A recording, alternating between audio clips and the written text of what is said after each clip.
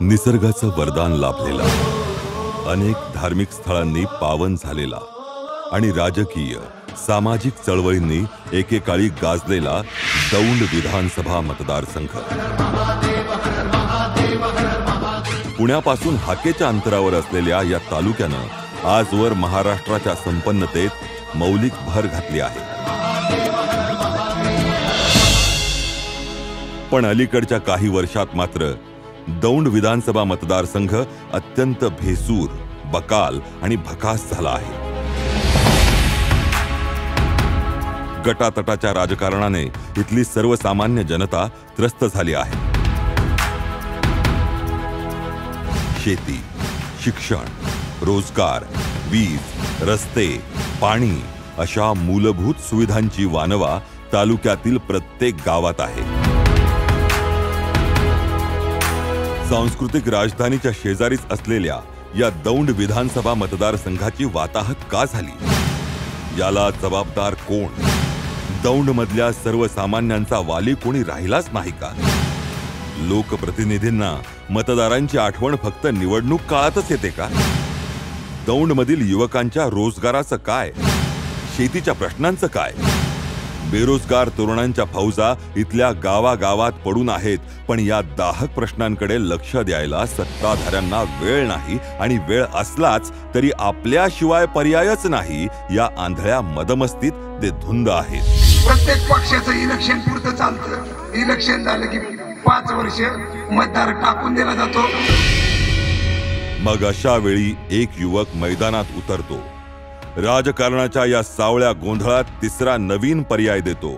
द्यायची असते त्याला सामान्यांच्या प्रश्नांना साध, साधायचा असतो त्याला जनसंवाद। दौंड विधानसभा मतदारसंघातील 100हून अधिक गावात 350 किलोमीटरहून अधिक अंतर पायी चालत दिग्विजय सर्जेराव जेधे दौंडच्या सर्वांगीण विकासाचा नारा बुलंद करतात।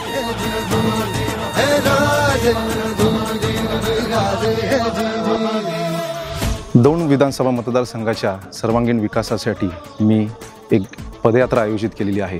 ही पदयात्रा मी अख्ख्या दौंड तालुक्यामध्ये पायी चालत ह्या दौंड मतदारसंघामधले जे काही 104 गावं आहेत आणि सगळं वाड्या वस्त्या ह्यामध्ये जाऊन थेट जनतेशी संवाद साधत इथल्या समस्या जाणून घेण्याचा प्रयत्न करतोय।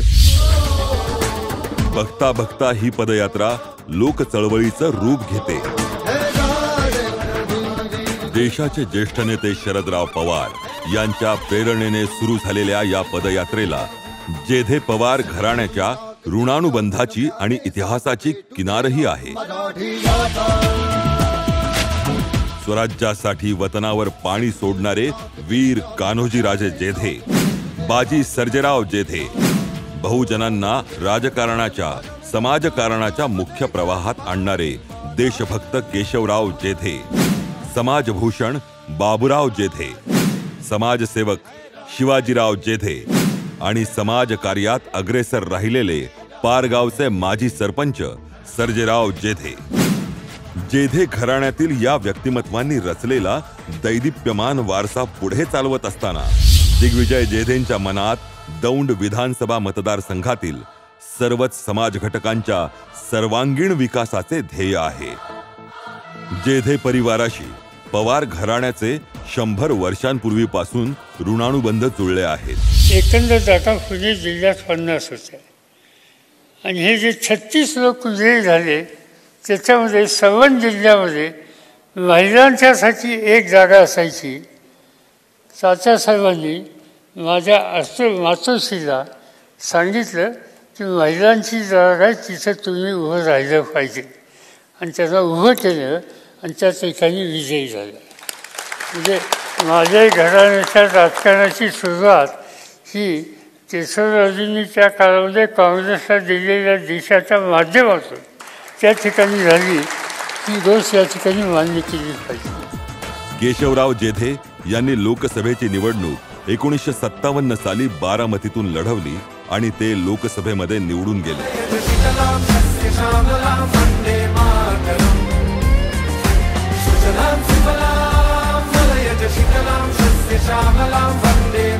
मृत्यूच्या क्षणापर्यंत, शेवटच्या श्वासापर्यंत त्यांचं सातत्याने लक्ष शेवटच्या माणसाचं हित जपण्यात, त्यासाठी संघर्ष करण्यात होतं.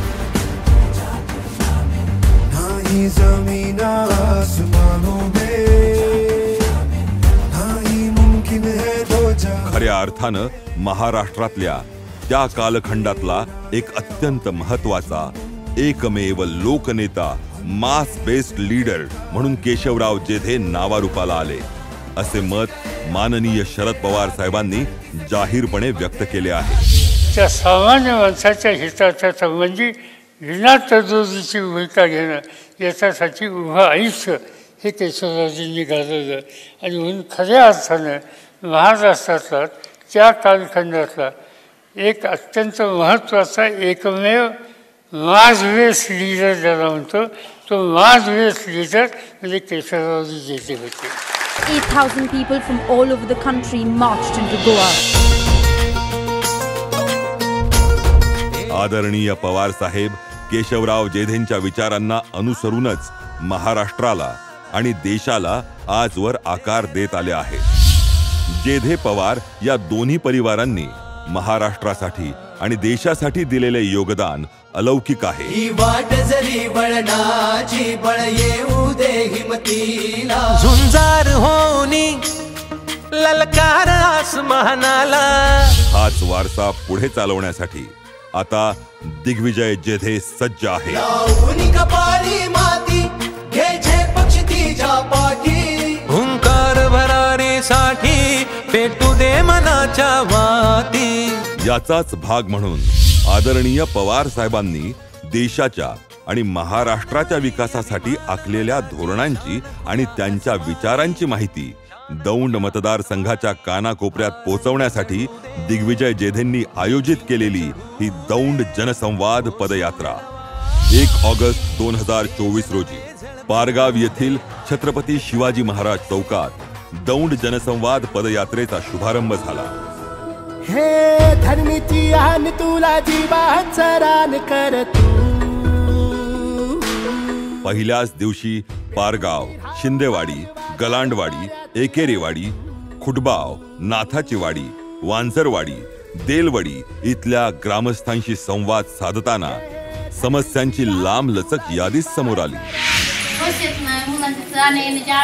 तिथं चांगल्या पद्धतीचं कॉलेज व्हावं, की आम्हाला खोरमध्ये पाणी आलं पाहिजे, एवढीच आमच्या खोरगावची विनंती आहे. चालू झालं असं गोड्याने पाणी चालवत येऊ द्या. 100% आमच्या कुठं जातात माहिती का आम्हाला, पेडगाव. त्या कांद्यात सुद्धा इतकं मोठं नुकसान होत चाललेलं आहे की तो आज 50 रुपयाचा बाजार आज 30 रुपयावरतीच राहिलेला आहे. आमच्या गावामध्ये महिला अस्मिताभवन नाही, त्याची मागणी आम्ही 2-3 वेळा केली तरी त्याची काही तरतूद केलेली नाही. आणि शिवाय आमच्या ज्या महिला मोलमजुरी करतात, आमच्या गावात पण बाहेरच्या गावात पण करतात, त्यांच्यासाठी जर आणखी काही वेगळे उपक्रम वगैरे राबवता आले तर खूप महत्त्वाचं. गावागावातील बेरोजगार युवा पिढीला धीर देत जनसंवाद पदयात्रा पुढे जात होती. काळजी करू नका, आम्ही या सर्व समस्यांचा अहवाल पवार साहेबांसमोर मांडणार आहोत. आता परिवर्तन अटळ आहे.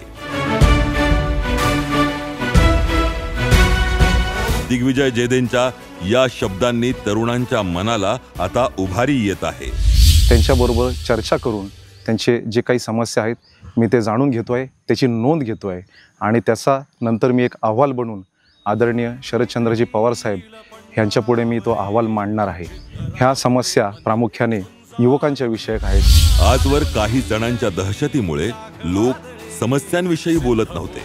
लोकसभेच्या निवडणुकीत इथल्या मतदारांनी शांततेत करेक्ट कार्यक्रम केल्याची चर्चा तालुक्यात असताना आता विधानसभेलाही लोक विजयाची तुतारी फुंकण्यासाठी सज्ज झाल्याचे बोलले जात आहे. काय हो, एक तत्वी एक मात, समजा एकच तत्वी वागायचं, डबल तत्वी वागायचं नाही. डबल तत्वी वागणं त्याला पत्न भोगावं लागतं. 100% बघा तुम्ही. म्हणून आपली समजेनी तुतारी मारायची, जिगरीनी मारायची, बायका पोरांनी मुलांनी मारायची, समजेनी सोडायची नाही.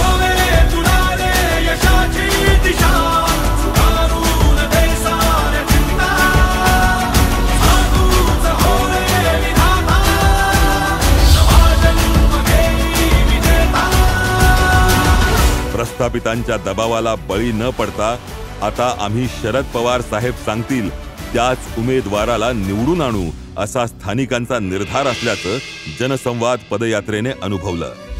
आदरणीय शरदचंद्रजी पवार साहेब यांनी दौंड तालुक्यामध्ये दुष्काळ दौरा काढलेला होता. ह्या दुष्काळ दौऱ्याच्या वेळी खोर या गावी त्यांनी एक विधान केलेलं होतं. ते म्हणजे आपल्याला जनसंवादातून सुशासन आणायचे आणि आपल्याला येणाऱ्या विधानसभेमध्ये आपल्याला महाराष्ट्राचं सरकार बदलायचे.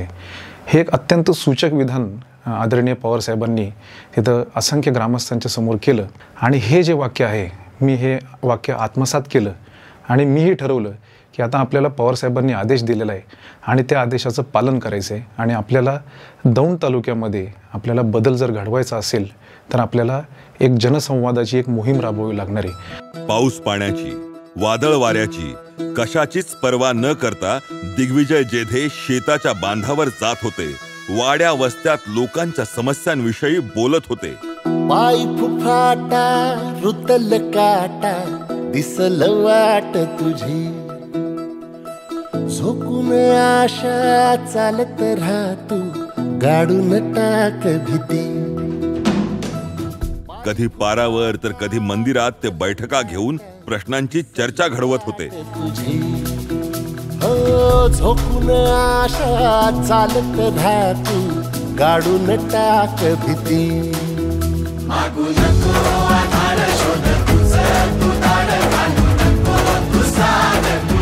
महाराष्ट्राला सध्या मिळत असलेली सापत्न वागणूक दौंडकरही अनुभवतो आहे. पांढरेवाडी, कुरकुम, मळद या भागात फिरताना तरुणांचा आक्रोश जनसंवाद पदयात्रेने अनुभवला. कामापासून भरपूर वंचित आहे. त्या कंपनी एवढ्या कंपनी असून कुठलीच पोरं कंपनीने काम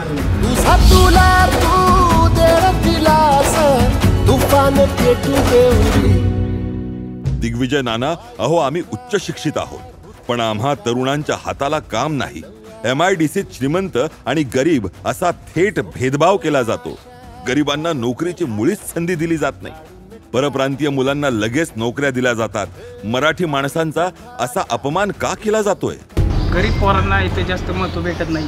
गरीब पोरं बाहेर नाही येते इथं कामाला पण त्यांना कंपनी जास्त महत्त्व देत नाही. कंपनीवर डायरेक्ट म्हणतात की तुमचं वरनं आदेश आल्याशिवाय आम्ही घेणार नाही. कारण त्यांना असं वरनं दबाव आहे की वरनं असं सांगतात की जेवढी अशी मोठी पोरं आहे का म्हणजे अशी हाय क्वालिटी वयाने मोठी नाही का म्हणजे पैशाने मोठी त्यांना जास्त प्रोत्साहन देतात. गरीब पोरं अशी लांब नाही येतात पण त्यांना डायरेक्ट हाकलून लावतात गेटवर. तरुणांनी विचारलेल्या या प्रश्नाचे उत्तर प्रस्थापित नेतृत्वाकडे आहे का? केंद्रीय यंत्रणांना हाताशी धरून ED CBIचा धाक दाखवून प्रादेशिक पक्ष मोडीत काढण्याची दिल्लीची रणनीती मराठी माणसाने लोकसभा निवडणुकीत परतवून लावली. आपला महाराष्ट्र असा नाही मित्रांनो. आपला महाराष्ट्र जो आहे तो छत्रपती शिवाजी महाराजांच्या विचारांचा महाराष्ट्र आहे. आपला जो महाराष्ट्र आहे तो शिवशाहू फुले आंबेडकरांचा विचारांचा महाराष्ट्र आहे आणि अशा महाराष्ट्रामध्ये आपल्याला विकास करायचा आहे. जनसंवाद पदयात्रेत दिग्विजय जेधेंना मराठी माणसाच्या स्वाभिमानाचा नेमका हाच अनुभव पदोपदी येत आहे. सगळं तरुण वर्ग तुमच्याबरोबर फिरतोय, ॲटलिस्ट लोकांकडून पोहोचतोय, तुम्ही ऐकून घेताय लोकांचे काय म्हणजे नेमकं म्हणणं काय, त्यांचा त्रास काय, हे सुद्धा ऐकायला वेळ नाही जेधे साहेब लोकांना. आणि तुम्ही तिथपर्यंत पोहोचतो, दॅट इज व्हेरी गुड.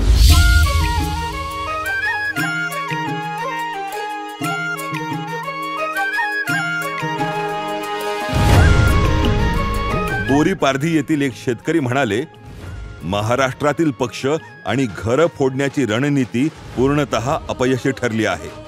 गद्दारांना तर जनता धडा शिकवेलच, पण जो पक्ष हे घडवून आणत आहे त्यालाही आम्ही अद्दल घडवूच. बदल तर घालतात पाहिजे नाही तर वाट लावली की शेतकऱ्याची काय ठेवली बरोबर खाण्यावर पुतवर GST बसवून ठेवली. मोराव शेतमालाच भाव तर काय आज बाजरी केली लोकांनी तर 250 रुपयांनी चालली. तिचा काढणीचा खर्च निघतोय का या पावसाळ्यात?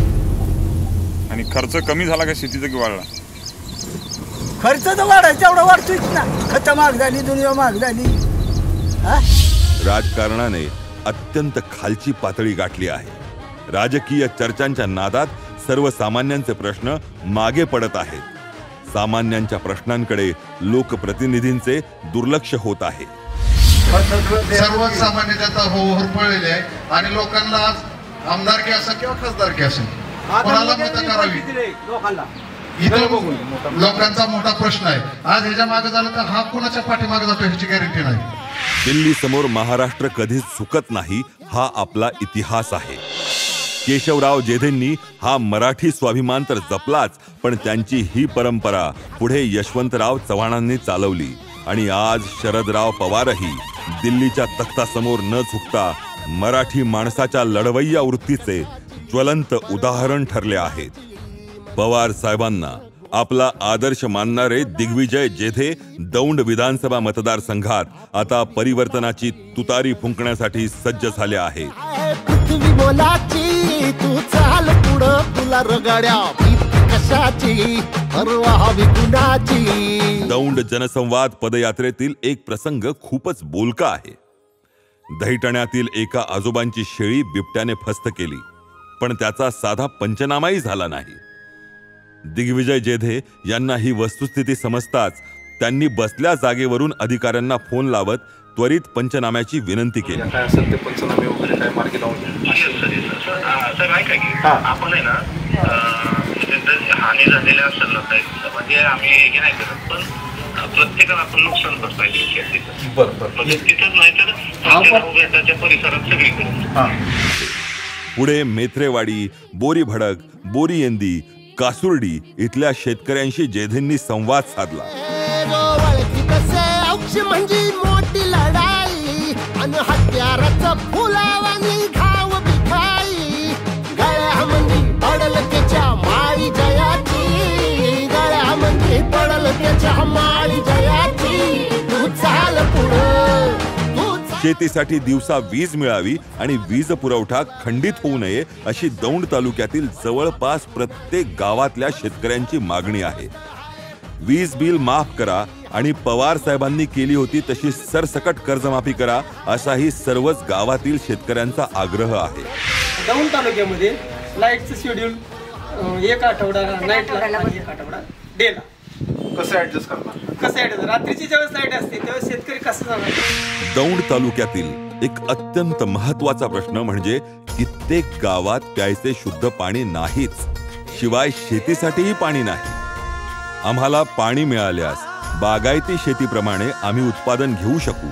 यावेळी जो आम्हाला पाणी देईल तोच आमचा आमदार असेल असे आम्ही ठरवले आहे, असे खोर गावातील लोकांचे ठाम मत आहे. आम्हाला तुमचा पैसा नको, अडका नको, काय नको. आम्हाला आहे ना फक्त पाण्याची सोय करा. आमचा बंधारा भरला पाहिजे तेवढा खालचा बस. पाण्याचा प्रश्न आमच्या अस्तित्वावर उठला असल्याने यंदा आम्ही लोकप्रतिनिधी बदलणारच असा निर्धार गावोगावी होत आहे.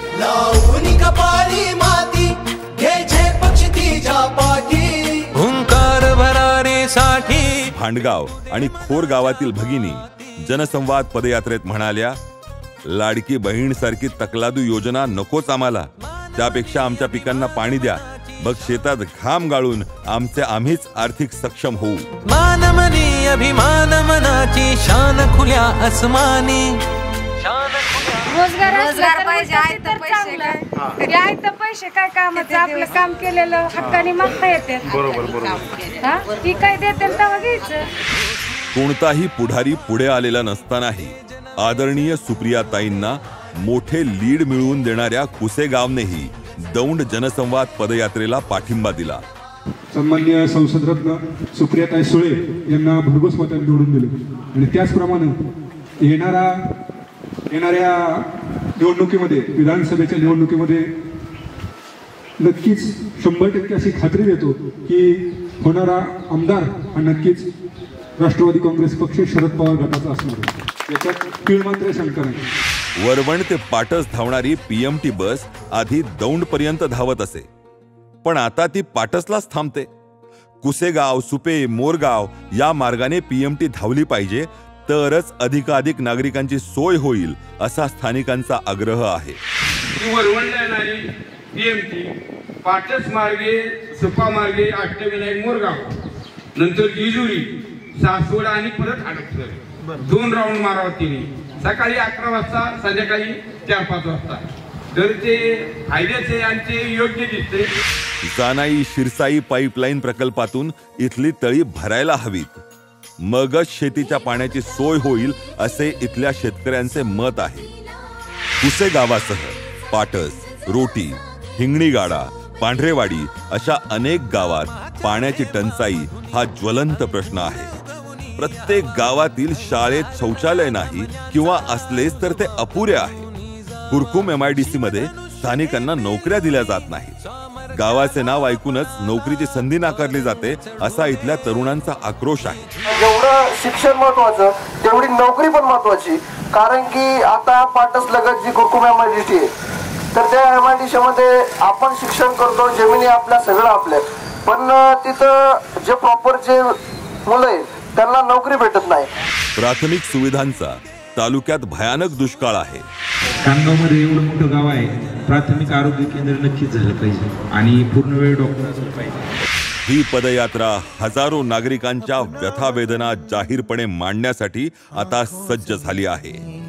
संकल्प बोल के हम तो निकल पड़े, हर द्वार खोल के गगन कहे विजयी भव.